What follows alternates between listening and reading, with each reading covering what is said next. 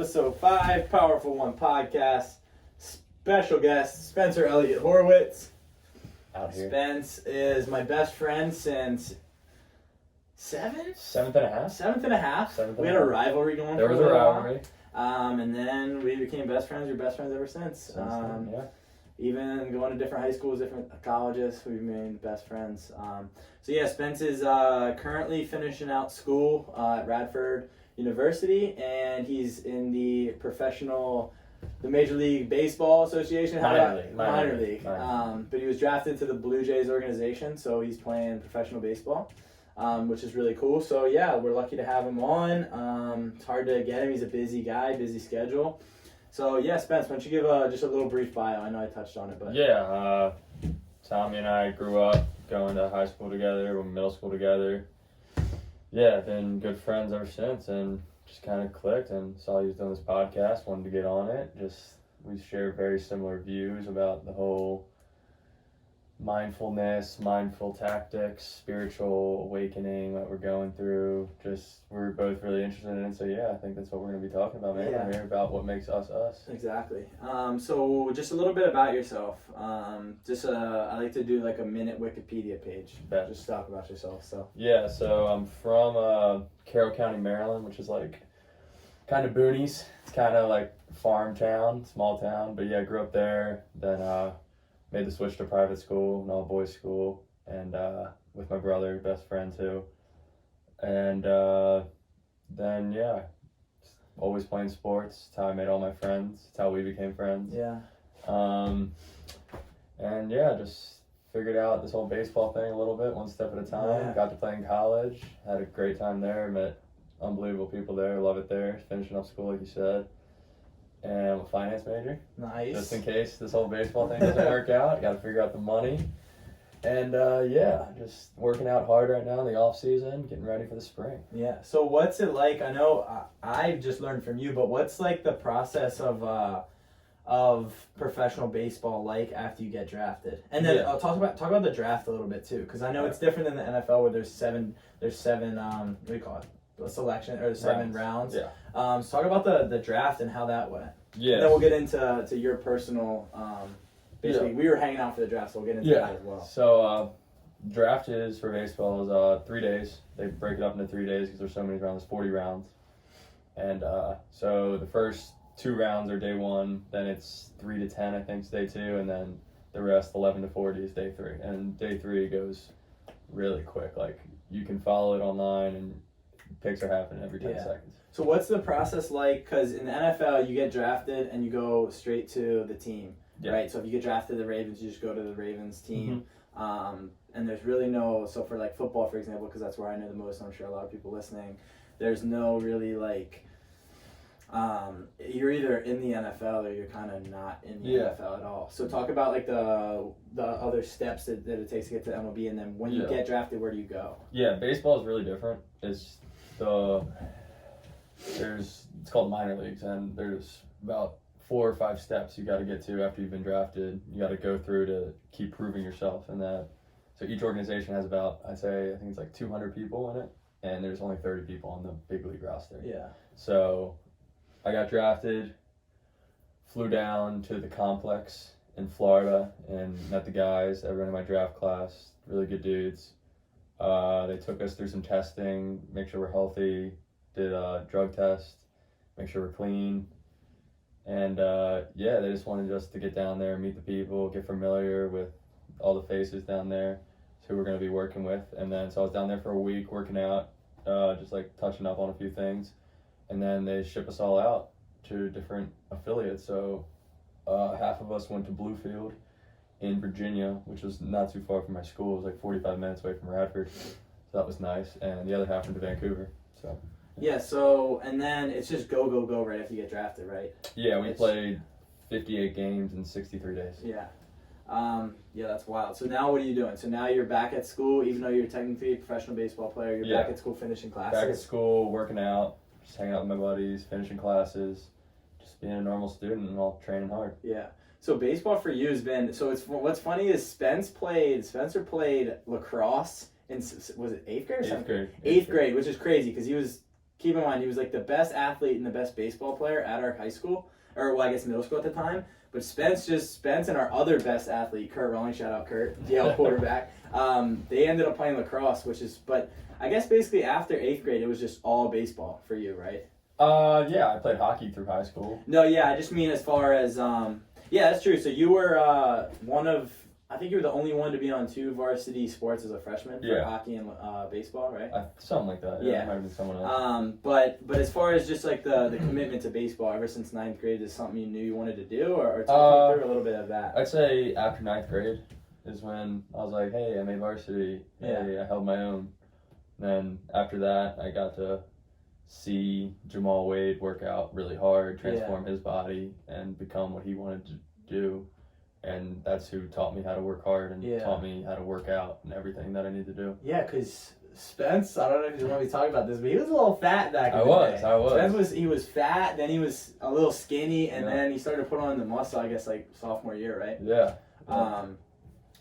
So talk about when did you feel like this was something, because didn't you get freshman year, what was the award you got? Didn't you get something for freshman year at St. Paul's or no? No, I was at college. But you were pretty much starting freshman year. Yeah, I started about half the games. Yeah.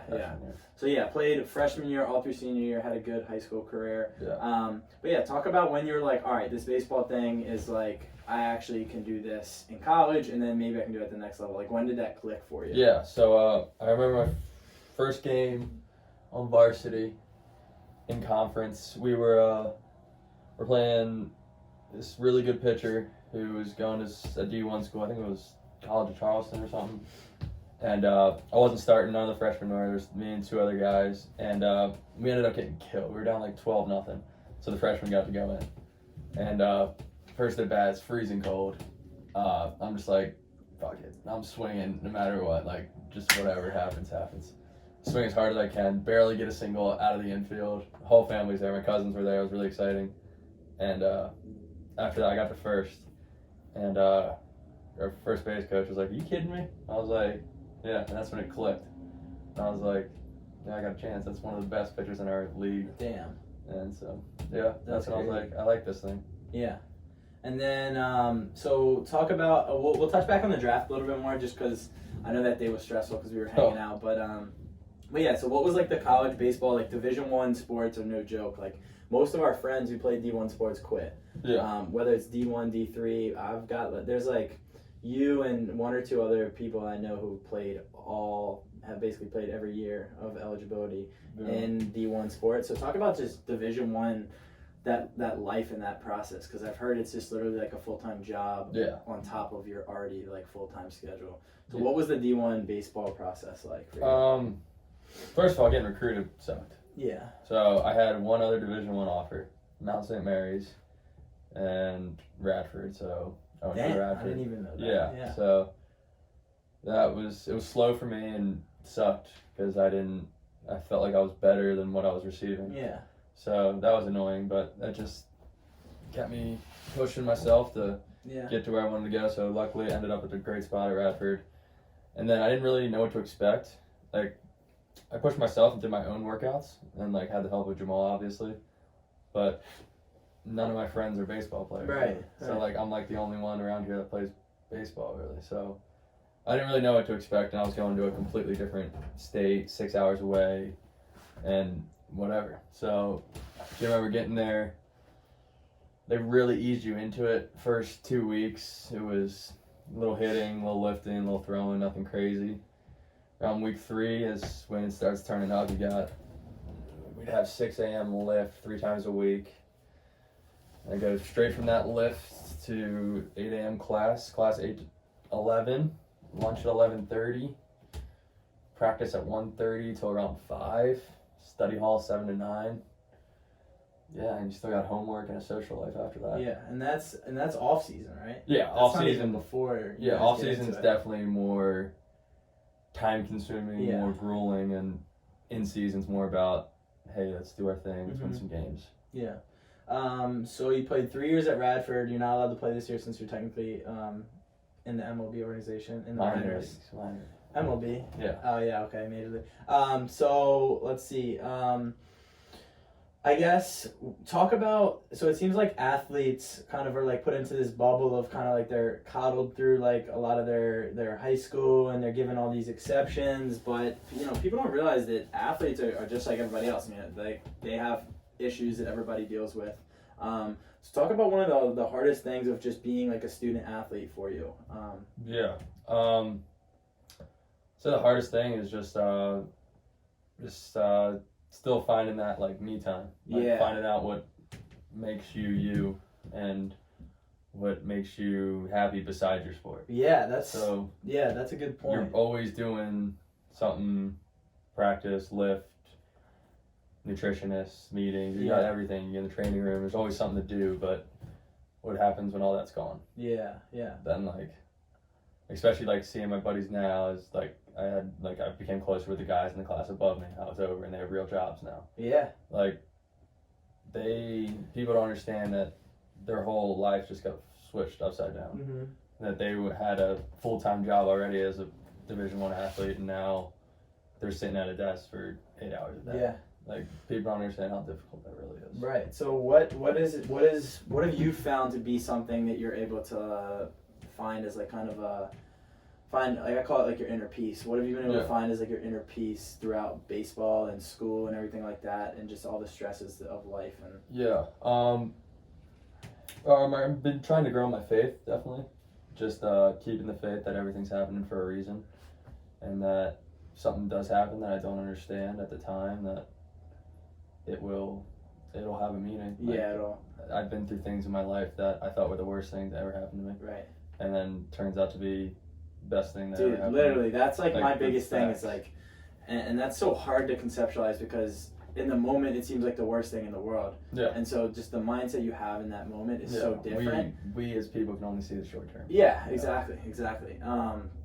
But honestly, like just being able to keep a good mindset and know that, I'm pretty faithful too. So just know that even if there's bad times, like God is good, and the bad times make the worst time. The bad times end up manifesting to the best times. Whether it's in a week, in a year. Like I just am a huge believer in that. Huge believer. Yeah, so, I think I was on top of my thing. Just that having the right people around you too is huge. It's just super important. Like my mom like always explained to me as a support system. Like who can you go to when shit hits the fan? Yeah. And I think I got you, I got my brother, I got my mom, I got my dad, I got Rob. I got a handful of guys that I know I can trust. I got some old coaches that I know I can call whenever I'm struggling. Mm-hmm. And then they'll just bring me back down because I'd be living, say I'm 0 for 20 and I'm feeling like I'm the worst baseball player in the world. They'll bring me back and they'll say, hey, you got this. You're here for a reason. Yeah. Like, I just think having the right people around you is really important. Yeah, absolutely. Couldn't agree more. So that's one thing that I think is super important. I'll track back. Kind of lost my train of thought, but I guess like you said about going 0 for 20. So like baseball is one of those things you're playing every day, literally. Especially, you have games. Because in the summer for the minor leagues, you had games literally every single day, right? Yeah, we played 58 games. I think it was 62 or 63 days. Yeah. So how hard is it? Talk about just like how difficult it can be to be in a slump and just be like, because I would imagine, if I have a bad performance in something, it's so easy to just be like, all right, I'm not good at this. So when you go, let's say you go over 20, I know you've had a couple slumps before, you've ultimately always bounced back, but like, I know you've had slumps before, so how hard is it to just, you're going 0 for 20 and it just feels like the world is just coming down on you. How do you overcome that? That seems like such a beast. It's really talking through it. That's what helps me the most, and swinging through it, obviously. Yeah. So physically, I know my swing is normally pretty good, and not much changes in it. Maybe a minor tweak, but nothing crazy. But it's mental. Normally, it's just the Blue Jays do a really good job of honing in on like mindfulness. They have these things called mind gyms where we get focused before games, after game, recovery, how to shut down after a game, even when you're amped up still. But yeah, when you're 0 for 20, you got to find something to click and just keep going. Got to fight through it. Yeah.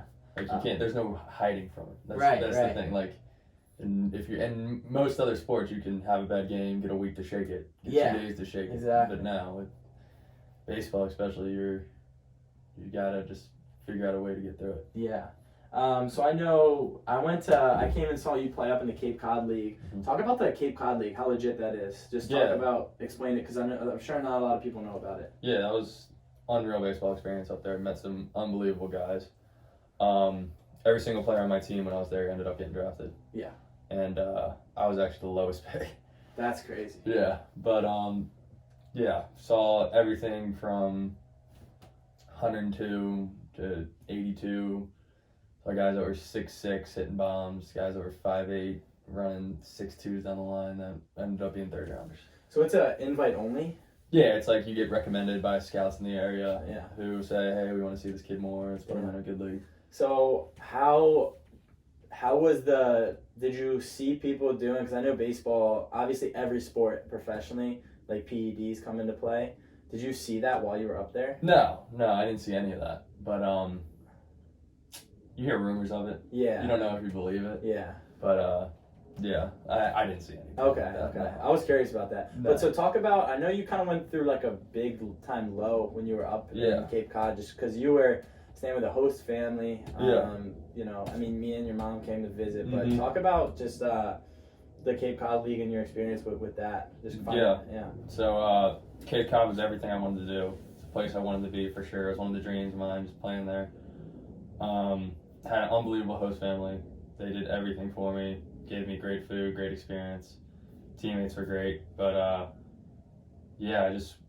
was in a bad place of mind for myself, and I was just doing things out of greed, kind of thing. And now I look back and I realize that I was just torturing myself, and just the way I was acting, the way I was behaving, the way I was talking to people was not right. And so I think that's the whole grand scheme of things. So I ended up having to leave the Cape early just to come home and figure myself out. Yeah. And because I wasn't myself up there, and I had to come back, take that time, spend it with family and friends. And I just remember, like, my mom was like, after like a week of like being home, and like my mom was like, I'm finally seeing my son again. And I was like, yeah, like I felt that. Like I think about that a lot, and I was like, yeah, I'm back. So it's crazy to me because, like you said, that's something you've been wanting to do since you were a kid, is playing the Cape Cod League. You said this family took care of you. So everything on paper, like someone would look at you and they'd be like, you're living the dream. Exactly. Because like it's summer, you're playing baseball in the Cape Cod League, you're making money, you're doing all this and that, but there's so much more behind the scenes oftentimes that goes on, especially I feel like with all the stress and the pressures. Yeah. So what did you end up finding just about yourself through that experience, through that low? I learned I got bad anxiety. Yeah. But yeah, that's up there. I suffered some panic attacks, and that was a big growing point for me, and learning how to cope with my anxiety and just grow from it. And there's a terrible stigma around mental health right now, especially for men and athletes. Yeah. And it sucks, but it's definitely getting better, as there's a sports psych at my school now, which is really cool. Nice. But it's just taking that time to learn about yourself, learn what makes you tick, learn what stresses you out. Also don't be too hard on yourself. Right. Yeah. It kind of goes with that, like, more than an athlete thing. Like, I think people forget athletes are literally just the same as everybody else. Like, they deal with problems that are literally the same. So what helped you the most? What do you do now in your life to deal with the anxiety that you struggle with in the past? Like, kind of what did you take away from that experience the most? I think I gotta be honest with myself. Being honest with myself, being honest with others, treating people the way I know they should be treated instead of what's cool or what's whatever. But yeah, I think keeping secrets for me is a real struggle. Like, living with that is a real problem for me. But yeah, I think honesty is probably my main thing. Was there an example you wanted to get into? Was there something specific that happened? Not really, just a bunch of little things built up that I was just bottling up and just finally reached a tipping point. Yeah, so I'd say just talking about it with your friends and your family, like that support system I was talking about that you trust. Because I know I could come to you for anything, I could come to my brother for anything, but I didn't know that before. So that'd be the main advice you'd give to an athlete or anybody Yeah, to anybody that's dealing with anxiety, depression, eating disorders. Talk to someone you trust. Yeah. Get the help you need. Yeah, that's important. And that's going to change your life. Yeah. Because I didn't think I'd be here 2 years ago when I was struggling. Mm-hmm. But now I'm best version of me. Yeah, that's good, man. We'll touch back on some of that stuff and just kind of what makes you you. But let's talk back to just draft day in general. Like that was just a crazy day. Yeah, it was a stressful day. It was wild. Yeah. So talk about that. We were hanging out. You had just gotten home. I just gotten home from school from the season ending, from my junior year ending. Didn't have the best junior year like I wanted to, but thought I still had a chance to get picked up. And so I was talking to my advisor, talking to some teams, and it seemed like it was going to happen. So day one happened, nothing, didn't expect anything to happen. Day two rolls around, I got a couple calls, and some teams said they were going to take you. Then they just don't. Yeah, that was because I remember we were downtown. Yeah. And I thought it was going to happen down there, but no, it didn't. And then so I wanted to stay busy on day three, so I didn't just stare at it, so I came here. Right. And we did some yoga in the morning. We did yoga. But yeah, my coach called me when I was on the way here, and he was like, I just got some calls, like, it's going to happen. And I was like, all right, sweet. And he's just like, take it all in, like, enjoy the day. I didn't know what I was in for. Yeah. But, so yeah, the first 5 rounds go by, I get a couple calls, but not what we want. And I'm starting to freak out. I remember, because we were just sitting around doing nothing. You like tried to keep me busy. We went and played Madden. Play some Madden. Yeah. And then I'm freaking out at this point. Yeah. I'm full-blown freak out. Yeah. And we're like round 18, 19, and everyone else in my Cape Cod team's been drafted, and teams are calling, offering well below what we thought we were going to get. And I'm like, what the heck's going on? Like, this is crazy. And then, so luckily I called my advisor and I was like, hey, we got to figure this out. Like, I'm freaking out. He's like, don't worry, like, we're going to do this. And then 2 seconds later, he said, Blue Jays called. I said, let's do it. And that was perfect. Damn, yeah. And then it was just a weight off the shoulders. You're getting all these texts, all these calls. Yeah, it was crazy. Just blew up big time. That was a cool experience. It was, yeah. And then just going home, hanging out with my mom. And yeah, it was a fun night. Yeah. So just we'll touch back now. I just wanted to share that story. It's just a cool time. Like for me to be able to be there and experience that, like we're gonna remember that day for a long time, forever. Yeah. So, but let's just talk about just kind of some of our growth, because we've been best friends since literally 8th grade. So I've seen you at your worst. Yeah, literally. I've seen you play 6 different sports? Yeah. Yeah. See me, what's some of the talk about, because I'm sure if you could say some of the stories that not a lot of other people say or will hear, they just wouldn't believe it. What's like the craziest times you can remember, either from us just getting in trouble, or from me getting in trouble, or just like high school? I just remember first time I ever saw a cigarette was with you. Yeah? Yeah. It was you and one of our other classmates. I was just like, whoa, this kid's crazy. Like, what are we doing? And then I don't know. I was like, you're a little shithead. I was a shithead. Yeah. I get in trouble with detention every week. Yeah, untucked shirt, Vans. Everything. Yeah, everything. It was. Yeah, and then you started to grow up a little bit. I'd say freshman year. You had a nice mullet. Ooh. Shout out to the mullet. Yeah. Should bring that back. I'll put a picture up on the screen. Bring the mullet back. The mullet was nice. Hung out with the alpaca. Yeah. That was always a big thing. And we just kind of, I don't know, we just kind of grew up together. Like we did. Yeah. Like did our own things, sort of, but yeah, we still were friends always the whole time. Yeah. It's just crazy thinking about, at least when I think about it, like we're in high school and we're kind of, at least from my perspective, I always knew, and like I say this to you and Rob, like my best friends, like I always knew we were going to be successful. Yeah, like I didn't know what the hell I was going to do.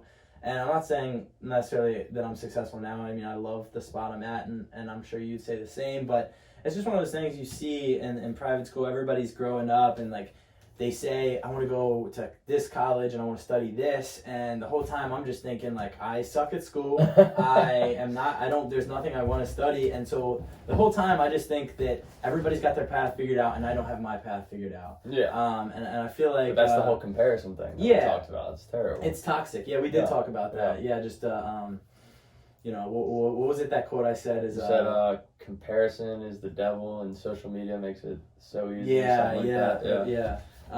So it's just really cool because there's not a lot of people who've seen, at least like I've seen from where you've come from to now, and you've seen like where I've come from to now, and we're not even close to being, you know, as successful as I know we're both going to be, but it's just still so cool to see like the progression. Yeah, I mean, it wasn't my dream to be a minor league player. Right. Like, that's not my dream. Oh yeah, it's not.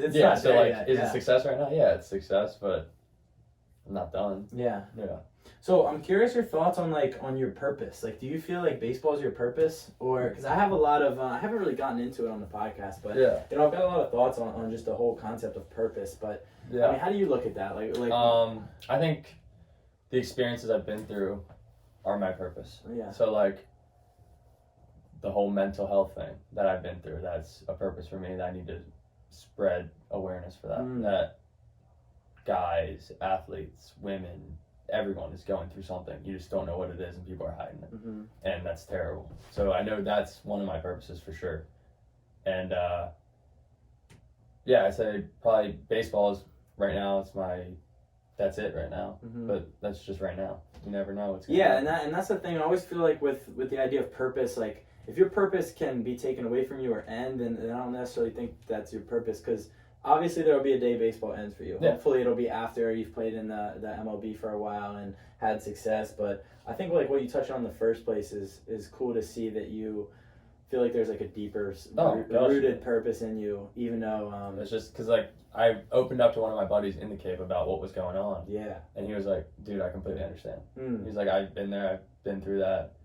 And I was like, damn, like you're a stud baseball player. Like I would never expect that. Right. Yeah. It's one of those things that you just think like you're put on a pedestal because you're you know, it's just such a cool thing being like whether it's a professional athlete or being like a D1 athlete, like you're put on this like pedestal, like, man, like look at Spence, he's hitting home runs, he's killing it. But people forget that there's so much more that goes on behind the scenes, and that's something we talked about, like how social media can make it so much worse. Yeah, that's why I'm trying to do just get away from it slowly but surely. Yeah.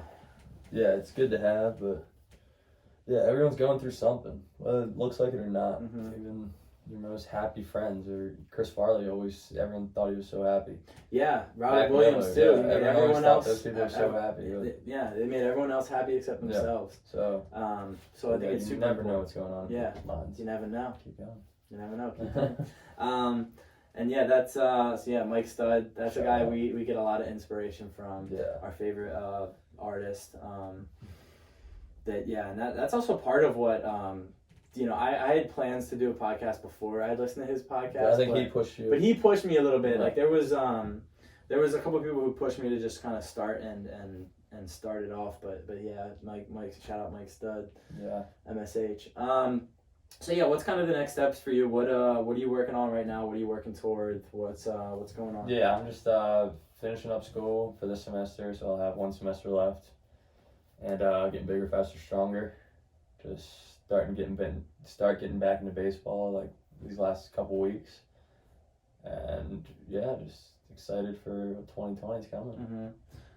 Good, man. That's exciting. It's exciting times. So let's just rewind a little bit. I just want to talk about because I remember your brother was giving his senior speech, and he mentioned when your parents got divorced. Yeah. And I remember we were sitting next to each other in like in the chapel, and I just like saw you like just upset and like crying. And so I know divorce is something that's nowadays it seems like I think it's like more than 50% of parents are divorced. But I feel like at a young age that's just crippling on people dealing with divorce. So like how did you and your brother, because you guys are obviously best friends, how did you guys I mean you were super young, so it was harder for you, but talk about like that process. I know it's a little deeper. The whole separation divorce thing happened for me when I was in 7th grade, around then. And it was tough. It was really tough. I thought it was my fault. I thought like my family's not perfect, like it's the end of the world. Like, when I ever thought of divorce, I thought it was terrible. But, yeah, me and my brother actually weren't that close when that whole thing went down. Oh, damn. Yeah, so he was in, probably 9th grade when it went down, 10th grade-ish. But, yeah, he was just starting to drive. And, yeah, he was a lot closer to my dad than I was. But, it definitely impacted him more, but I took it worse, I think, if that makes sense. Mm-hmm. But, just because I had this idea of my family was perfect. Yeah. Not even close to perfect. Right. But, yeah, so I think the divorce was definitely necessary for my parents' well-being. Yeah. It's just two people just were together for 20 years, and they got married at what? I was 23, had a kid at 24. Yeah, imagine having a kid next year. Right, exactly. Like, I think that's something that's going to change too, big time. Yeah. How kids are going to be having later and later. I think so too. Like, my brother's he's about to turn 25.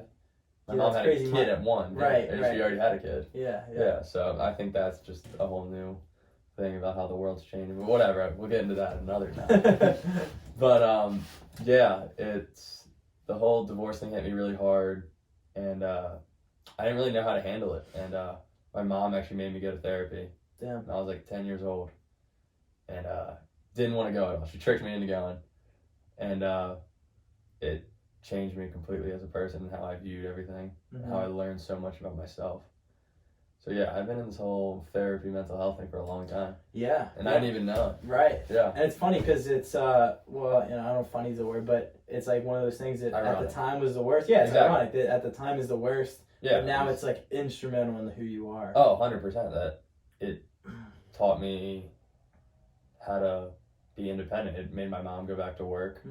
And then me and my brother came really close because of it, and he would drive me to school every day for an hour. We'd drive there and back together every day for an hour, and that's where we became close. Yeah. Just spending that time together.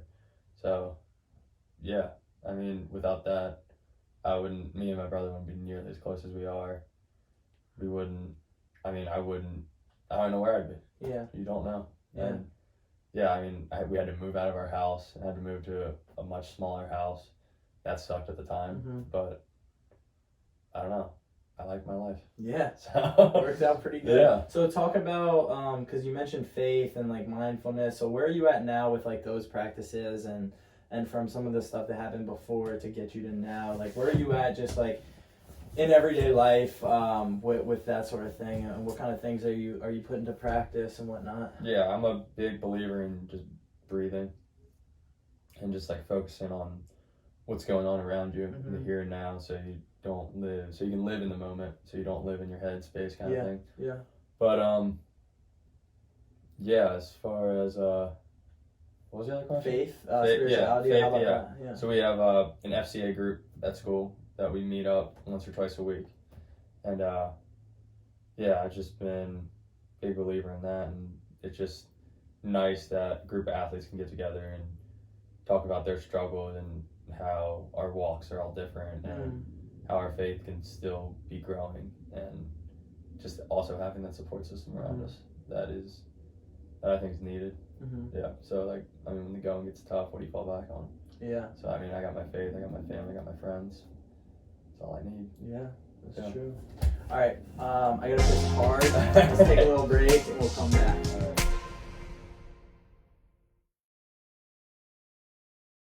All right, we're back. Your boy had to piss hard.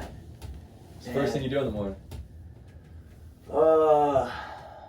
Piss. What's the first thing you do when you wake up in the morning? Usually just piss. I'm getting tech savvier as I gain some podcasting knowledge. But was that your question? No, that was not my question. But yeah, you made me think of another question while you were pissing. All right. So I remember my senior year of high school, one of my teachers asked me what's my biggest fear. Ooh. And I'm just now realizing it now. So what's your biggest fear? My biggest fear. Like not like spiders and no. Like your real fear. My biggest fear is man, that's a good question. I'm gonna say my biggest fear is probably To me, I feel like, touching back to like the purpose. To me, I feel like when I say like I am purpose. I told you like the tattoo. Like I think like you are purpose. I am purpose. I think like obviously like what I have going on right now. I manage Self-Defense Academy. I teach martial arts to kids. I have my podcast. I have my brand. But I don't think any of that is my purpose. I think there's ways I can help people in my purpose, but I think whatever that I'm doing in my life is my purpose. And so my worry is that that something would happen to where I can't fulfill my purpose for myself and leave a legacy behind. I feel like I don't want to get too like philosophical and all that crap, but sometimes I do. But anyway, I just feel like when it's all said and done, really, like, what do you have? It's just like, because all of a sudden it's gone. And so my biggest thing and my biggest fear is just wanting to leave a legacy and be remembered. It's kind of that thing. It's like my dad says it, but it's like if you were gone, would someone notice? Like, who would notice, right? And I know, like, for him, like, everyone would notice because he has a presence in everything he does. And so that's my thing. I want my purpose to just be me and just going all in on whatever I do. It's going to be... Like, I want when people to meet me, they'll be like, I remember that guy. And, like, when I do stuff with my brand, when I do stuff with the podcast, people are like, I remember that. So I'd say my biggest fear is not being able to leave a legacy and to fulfill my purpose, which is me, and just growing as myself. Dope. So I'm going to say that's my biggest fear, is not being able to achieve that. Yeah. How about you? That's sick.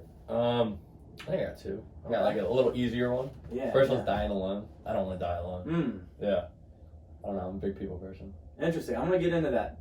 We'll save that for after each. But yeah, my real one is probably be not being good enough. Mm. So, I feel like looking back now, that's what's pushed me, and what continues to push me is not being good enough, and like letting people down. So like that's something I don't like. Is it that you don't want to be? Is it that you don't want to let yourself down, or do you want to let other people who have expectations for you down? Both. Because I remember. For like letting other people down. I remember it was after a game my sophomore year. The Tuesday game we played at ETSU and we lost 2-1. Played terrible. We played awful. We were so much better than them, and I just remember feeling like it was my fault. And like I was sitting on the bus and I wrote in my notes and I was like I made a promise to myself and to my teammates that this isn't gonna happen again. Like there's no way like we can lose to a team like that. And I just remember feeling so guilty after like some games that it was my fault. And I was like, it's not my fault. I mean, like it is my fault, but there's so many other factors to it. But I don't know. I feel like that's just part of the fear of not being good enough and letting myself down and letting others down. So what is good enough to you in everyday life? Like, because obviously there's a good enough in baseball, I'm sure, which is just being good enough, being a good enough player. But what is like the overall of being good enough mean to you? Like, what is good enough? In life, I guess good enough is like that peace that we're all looking for. Yeah. I mean, I'm not there yet. Yeah. But yeah, I mean, sometimes I can feel it and I'm like, yeah, this is it. Yeah. But yeah, just finding that inner peace and being okay with your situation financially, socially, everything. Just being okay with everything and not just being okay, just being satisfied. Yeah. Kind of fulfilled, right? Yeah, fulfilled. And you got to find the fulfillment in what you love and I think it's super important. Yeah, that's kind of the goal, I guess, of this whole thing. And I'm going to start to add an intro so people get the idea of it. But it's essentially, it's like, being fulfilled and being happy and like basically finding like the inner peace. I call it like protecting your peace. So, whatever it is, like that one thing that powerful one thing, pun intended, very much. Facts. That powerful one thing that like drives you, that makes you happy and fulfilled. I feel like that's the kind of the goal of this. So that's cool you said that. So going back on the first one, so you're a very extroverted person. I mean, I know I'm just for the people listening. Are you a very extroverted person? Because you mentioned like dying alone is a fear of yours. So you mentioned like you're a lot of a people person. So would you say you're very like extroverted? What's extroverted? Extroverted is like you seek like the social, like you like being around people, you like interacting with people, you don't really like being alone. And I'm bad at being alone. Something I noticed about myself is I'm just bad. It's just like why not go hang out with someone? Right. So that's something I've been working on too, is being alone. Yeah, I think it's Taking important this time to you know, appreciate alone time. Right. Because that's one thing that I always thought that I was like, I want to be around people, like all this and that. And then as I started getting more in touch with like the mindfulness, I really enjoy like the solitude and just being alone with my thoughts. Just 5-10 minutes a day, just accept it. So that's something you're working on, so you don't have to worry about the fear of being alone. Exactly, yeah. Cool. I'm not one that likes to be alone, but it just, learning to be alone is learning to be with yourself and figuring out who you are. Yeah. And so that's what I'm using it for. Yeah, I feel like that's like the time, you know, when you're, think about like when you're in bed and you're about to go to sleep and all these thoughts keep coming into your mind and you're like, that's the thing, I gotta do this tomorrow, do this. And but if you don't take that alone time, that's the only time you think about it. Exactly. And people wonder why they don't sleep and have bad dreams and all this. Facts. Yeah, I was gonna get into that. Yeah. So that's one thing that's like, and if you're just shutting off all those thoughts that are coming into your mind and only listening to them at night, and if you've got bad thoughts going on in your head, and you just suppress them, it'll drive you crazy. And they're gonna come out eventually. Yeah, and it's a lot worse when they do. So I think, like you said, touching back to the beginning, having people that you can talk to about things is important. And people will find like a better appreciation for your relationship when you can like confide in them and tell them more things. You know, like let's say a friendship's based on sports, but when you can get into like that deep levels, like I just feel like it's a different level of friendship. Yeah, and I just feel like the love is just such like a universal thing, and like we all need it. Yeah. Whether it's for yourself or with other people, but so I know you mentioned like when you were on the bus and you were thinking, you were writing stuff down. Do you do any like journaling or? I just write stuff in my notes. Okay. Like, I'm not a big like journaler, write stuff down, but I just put stuff in my notes that I like, that I disagree with, agree with. But motivational stuff, whatever I feel necessary. Yeah. So this, going back to baseball a little bit, I kind of like the direction we're going, but this just made me think. What do you do to get prepared before a game? Yeah. And talk about nerves a little bit and just baseball, because so talk about that a little bit. Yeah, I've always been a big nervous guy, but I didn't know, like, since I was 8 years old, I had anxiety, but I thought it was just nervousness. Yeah. But looking back now, that's what it is. For every game, I'm still nervous, but obviously I'm learning how to control it with my breathing. So big thing that's been for me that I've done the past year or so that I've been like working on is praying during the national anthem, and like that's my peace. And like I can just hear the voice, hear the audio playing of the national anthem, and it's a very calming time for me. I like that. It's like a quiet before the storm kind of thing. I just I remember like in my prayer I always just say thank you, like thank you for everything that you've given me, and thank you for letting me be here. So that's just like, because I want to be here. Right. So yeah, that's one of my big things. Another thing for the nerves that I do, kind of like rub my hands together, just so I can feel something. So I can just get out of my head. So that's like also a big thing of mine is just like playing with my fingers, just so I can be right now and not what's going on in my head. Yeah. Do you listen to music before games? Just the locker room playlist, whatever, whatever everyone's playing. Yeah. But talk to the guys, hang out. Yeah. But yeah, I've been one of my teammates with the Blue Jays. He's a big I think he's a psych major, and he's big into reading before and like surrounding yourself with positivity. And like we said, like I just ordered that book. 7 Keys to Spiritual Success. Yeah, Wayne Dyer. Yeah, I just finished his. So big fan. Just ordered that. So yeah, I think I'm gonna try and get a little more reading in. Yeah, reading's been big for me. For a fact. Not a reader. Yeah, and I'm not either. Not a big reader. Spark Note guy. Dude, literally big Spark Note guy. Yeah. I'll tell you, complete honesty, I didn't finish a book my entire life until like a year ago. I remember teachers would always say you can't graduate high school unless you read a book. Never read a book. I never read a textbook. I never read any book. And part of that came because I've never liked to be told what to do. So if people would tell me to read a book, I wouldn't read a book. Which I've recently realized is a form of, and I don't want to get on a tangent, but is really a form of somebody else controlling you. Because if somebody's telling you what to do, they're controlling you because they're the ones who are dictating your actions.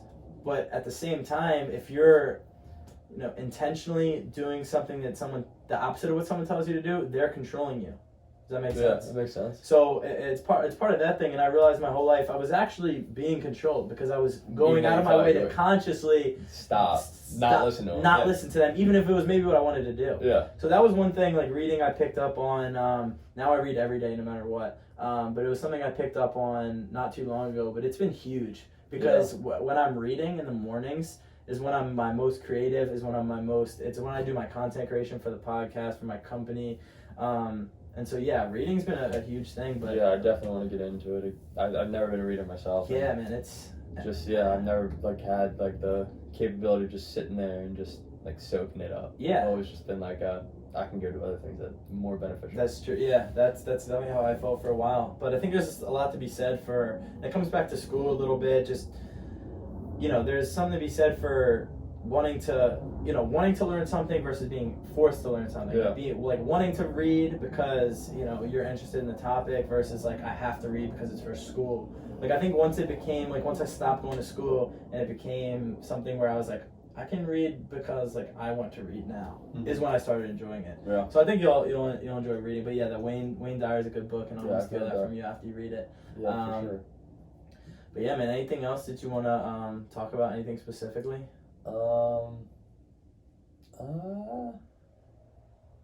Just keep going, my guys. Keep going. Yeah. Give a quick flash. Tattoo life. We might go get tattoos right now. Maybe we'll get tattoos tomorrow. I'm in. Where can people find you? Spence Be Shaken on Twitter. Oh, Twitter guy. And Spencer_Horwitz on Instagram. Nice. But not on social media that much, but hey. Yeah, it can be good, it can be bad, but give him a follow. He's a great guy. He's gonna be killing it with whatever he does. I've never been worried about you being successful. Whatever you do, you're gonna be all right. So man, I appreciate you coming on. Yeah, we'll figure it out. Life happens. Keep going. Exactly. Boom. You never know. Thank you guys so much for tuning into the podcast. It really means a lot. I've got tons of cool content that's coming out for you guys every week. So be sure to subscribe, share it with your friends. And as always, you can find myself, Mountain Teep, on Instagram. And definitely be sure to follow Spence at Spencer_Horwitz on Instagram. And definitely follow at Powerful1 on Instagram, guys. A lot of cool stuff coming out. Thank you. I appreciate it.